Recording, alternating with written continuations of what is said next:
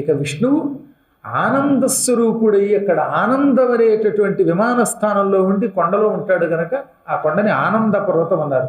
స్వామివారు కొలువై ఉన్నటువంటి ఆ ప్రాంతాన్ని ఏమంటారు, ఆయన మందిరాన్ని ఆనంద నిలయము అంటారు.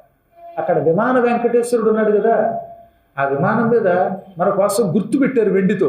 అక్కడ చిన్న విగ్రహం ఉంటుంది, అది స్వయంభూ విగ్రహం. ఆ కథ కూడా ఇందులో వస్తుంది. ఆ మహానుభావుడు మన కోసమని అక్కడ కొలువై మనకి దర్శనమిస్తున్నాడు. చాలామంది లోపలికి వెళ్ళకపోతే ప్రమాదం అనుకుంటారు. లోపలికి వెళ్ళకపోయినా పర్వాలా, అసలు ఆ కొండకు ఎదురుగుండా వచ్చి ఆ స్వామి దగ్గర దండం పెట్టుకుని వెళ్ళిపోయినా ఆయన అనుగ్రహిస్తాడు. ఎందుకంటే ఆనంద నిలయం చూడడమే వైకుంఠ దర్శనంతో సమానం అన్నాడు ఆయన. అలాగని స్వామి దర్శనం మానమని మళ్ళీ అనుకోకండి సుమా. ఒక్కొక్కసారి లక్షల జనం అండి, మనం లోపలికి వెళ్ళలేకపోతున్నామండి, పర్మిషన్ లేదండి. అలాంటప్పుడు ఆ కొండ దగ్గరికి వెళ్ళి ఆ విమానాన్ని చూచి లేక ఆ శిఖరాన్ని చూచి ద్వారాన్ని చూచి ఓ దండం పెట్టుకుంటే కూడా మనకి వైకుంఠాన్ని చూచిన పుణ్యం వస్తుందన్నమాట. ఇన్ని కారణముల చేత దాన్ని ఆనందపర